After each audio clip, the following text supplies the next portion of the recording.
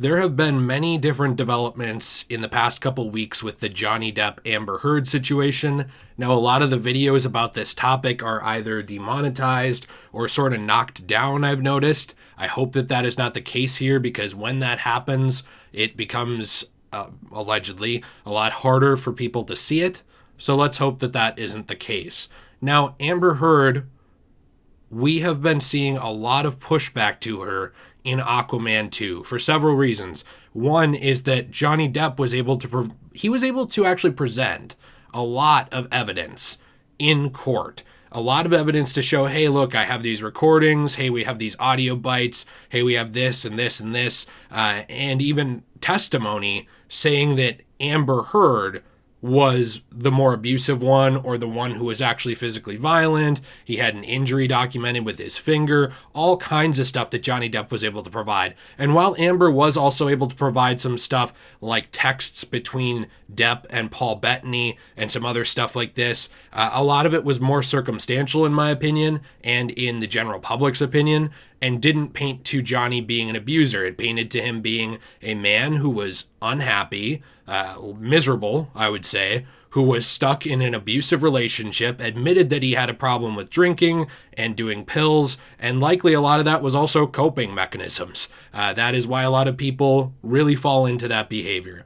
Now, people have really gone in and cherry-picked Johnny Depp's failures, things like substance abuse, but for some reason they've ignored a lot with Amber Heard, which I just wanted to run through a couple of Amber's greatest hits here right now. We have the finger injury from Johnny Depp, which I can't show, but I can leave links to some of this stuff as well, because you should be checking the description here. I normally don't tell you what to do, but you should not just take my or anyone's word for anything like this. The description is where I will list my sources, along with some other stuff down there, and I will even include up at the top a way for you to get in contact if you are suffering from domestic abuse. It is not something to be ashamed of, whether you are a man or a woman, whether it is emotional or physical. It is something that is there for you as a resource.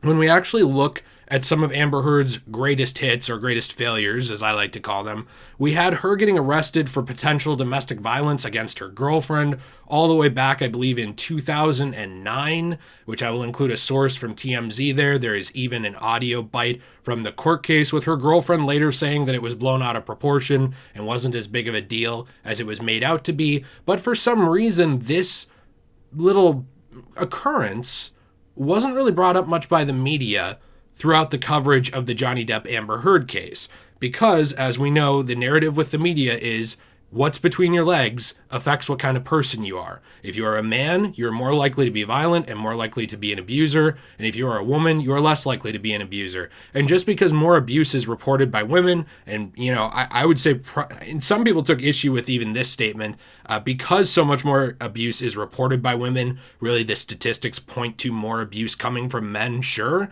That doesn't mean that abuse doesn't come from women. That doesn't mean that your parts make you an abuser or make you more likely to be an abuser, or that you can't be one depending on what those parts are, which is a big failure, I believe, of the court systems in this entire case and the media. We have things like the audio files talking about where she wanted him to be a man and how no one would believe him that he was being abused. I, Johnny Depp, am a victim of domestic abuse, that sort of quote, which if you want to see any of these things as well, or the links to them, some of these things I'm bringing up as well are in the video that I made before, which I will leave a link to at the end of this video as well. Now, it's pretty interesting because we've seen a lot of bad things Amber has done, including even a nurse actually saying that she had a substance abuse problem as well. And now we are seeing that WB might not only be not firing her, but it might be giving her a solo film, like I said earlier. Now, online petitions and negative social media chatter aside, Heard co-starred in Aquaman, the first of DC Films' releases to generate $1 billion worldwide. Now, what I'm reading from right now is geekocitymag.com. I will include a link to this along with a picture of what I am reading on the screen. And in the background, for those of you asking, I'm sure I have the Pirates of the Caribbean world from Kingdom Hearts 3. That was just 2 years ago. 2018's Aquaman earned $335 million in the US box office and $813.5 million basically overseas. Sources inform me, and this is Mikey Sutton, that if Warner Bros. Is able to look away from Ezra Miller's choking incident video, that it shouldn't be a shock they would do the same for Heard. They've already proven that with Heard officially stating that she would be filming Aquaman 2, despite internet outrage to have her fired. Warner Bros. Is not taking any of the Twitter, YouTube, and petition campaigns to have Heard removed seriously. An insider explained that they see it no differently than the boycott of Marvel Studios' Captain Marvel film, which proved to be ineffective as it brought in over $1 billion to Disney. They believe it is artificially inflated and most likely politically motivated. They don't base their decisions on web chatter.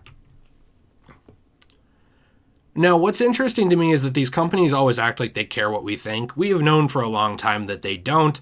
I have worked with WB in the past, not as an employee, but as an independent contractor here on YouTube, a content creator. I have been sponsored by them before. And like always, I know that saying something negative about their film division or the way their executives handle things could lead to me being passed over for further work, could lead to me being blacklisted in the industry in some way or treated differently. I understand that. I'm not a hero. I'm not trying to say like, hey, look at me, that, I'm doing a good thing here. That's not my point. My point is, I have a vested interest in not going against Warner Bros. In a way if I wanted to keep those positions. But I feel like, or those opportunities. I feel like to me, this is more important than that. And I would hope that WB would be mature enough to not strike out at content creators about this situation that they themselves are a part of. But considering their decisions and possible decisions with Aquaman 2 and a possible Mera solo film, I'm not sure if that maturity is there or not. I guess time will tell, depending on how they react to this video and how they react to this situation going forward.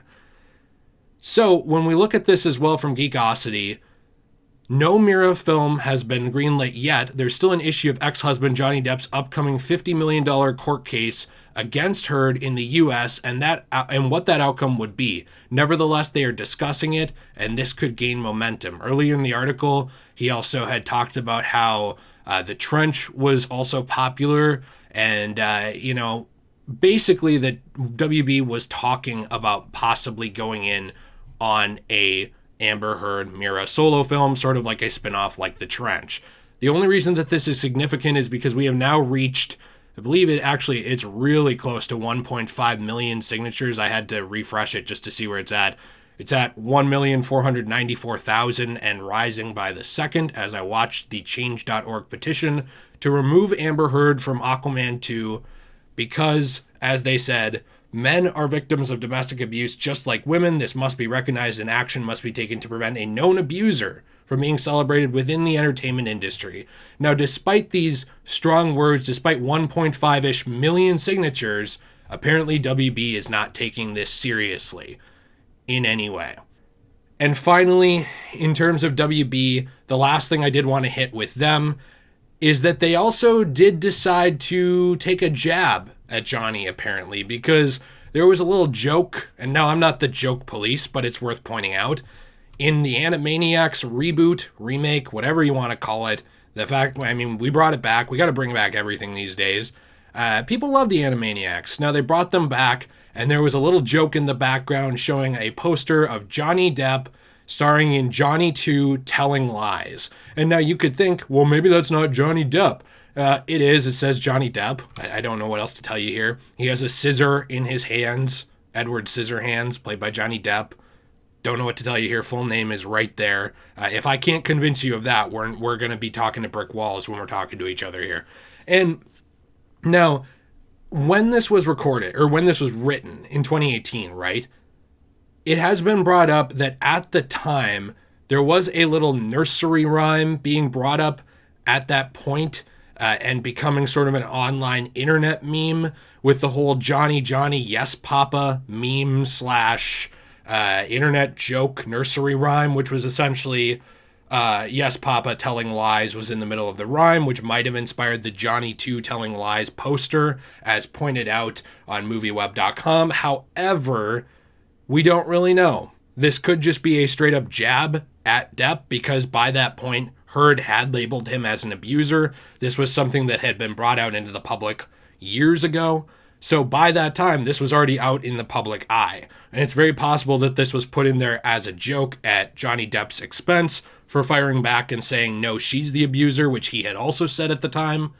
However, it could also be this nursery rhyme, or it could be the best kind of comedy, even though I don't think this is funny, but the best kind of comedy often has more than one meaning. And this could be something like that, where it's both. It is both the nursery rhyme that is sort of the cover, like, hey, no, it's about the nursery rhyme, but it's also taking shots at the male victim of domestic abuse. Now, again, I don't find this funny. I will say that clever writing normally has multiple ways of interpretation and multiple, even humor is the same way, where there's different things that are funny about it. So maybe that's what they were going for. But considering that this essentially just came out a few days ago, it was really poor taste, the timing on it. No matter what the reasoning was for it, it probably should have been pulled from the show, because this just makes WB look worse. And now you can say again that the Animaniacs reboot was essentially farmed out. WB didn't do it in-house, and I've seen that said as well. However, WB, these are their characters. The Animaniacs belong to Warner Bros. So for them to be sort of footing the bill for this and showing it off, right after the fact, after they fired Johnny from Crimes of Grindelwald's sequel, Fantastic Beasts 3, and also after there's all this talk from Disney to not include him in any future Pirates of the Caribbean films, is just really, really, really bad. Why did I go into all this other than to update you? Because I don't love the depressing aspect of this. One, yes, there are people talking about it, but I thought it would be nice to sort of compile all the recent things that have happened. And two, I wanted to talk to you for a minute about what you can do if you have strong feelings about these developments, this case, the direction of Warner Bros. And what they're doing lately, other than just petitions. Petitions are important. I know a lot of people say they're pointless, and I've said even myself that I don't think they change that much because of this right here. We still need to actually sign them and voice our opinions, right? That's part of the point of the internet. Give all of us a voice. But I think that what these companies understand is money. Now, if you want to show Warner Bros. That you don't support this, my honest opinion is you don't pay to go see the Crimes of Grindelwald Fantastic Beasts 3 sequel. You don't pay to go and see the Pirates of the Caribbean sequels. Now, there are other ways to see them. I'm not going to encourage you illegally do anything to see them because, one, I don't really support that. I think it hurts the entertainment industry, and two, they track that, so that's bad for you anyways. But I will say that I think you can really... some theaters do give out free tickets for promotion. If you want to see this movie on a free ticket and you just want to see it, but you don't want to give them your money because you're upset about this, I totally get that. I'm part of a film rewards program through my local cinema where I get a bunch of free tickets actually every year. If I had a free ticket where they just gave it to me to go see this, maybe I'd see the Pirates sequel, or maybe I would see Aquaman 2 or whatever. But I would not pay my own money to see this. And you might think, well, I'll just wait for it to come out on DVD or Blu-ray. Guess what? You're paying money for that as well. That also goes to the studios. But where they don't get money is things like eBay secondhand sellers, a lot of times that don't own real stores, who maybe bought the movie on their own, it's used, and they're reselling it a month later. They don't get money off of that. I have a local bookstore as well that sells... Actually, there's a lot of bookstores in my state that sell secondhand movies and books and all this other stuff. I would say you look for something like that to watch these movies. That's my personal opinion. If you feel strongly about this, there are ways to still enjoy the entertainment and not give WB money for this. But I'm not calling for a boycott. I know it sounds like I am. I think you can make your own decision with your own money. I don't like people telling me what to do with mine, but I truly do think that that is the attitude and language that any of these big film studios understand. I think that is the only way that we are going to get any message through to any of them. And I'm interested to hear what you think down below. Would you be paying to see these movies? Would you not be paying? Do you think that the joke on Animaniacs was a direct jab at Johnny Depp? Do you think that it was an illy timed thing? I really don't think so. I think there's a reason why they actually had his straight up name and character there. But I'm interested to hear your thoughts. What are your thoughts on the developments with Amber and Johnny and everything? I'm interested, as always, down below in the comments. I am not a lawyer. I am not a legal expert. I studied law a little bit in college, but I am a person like the rest of you with an opinion. that is not really any more valid than yours. So let me know what you think.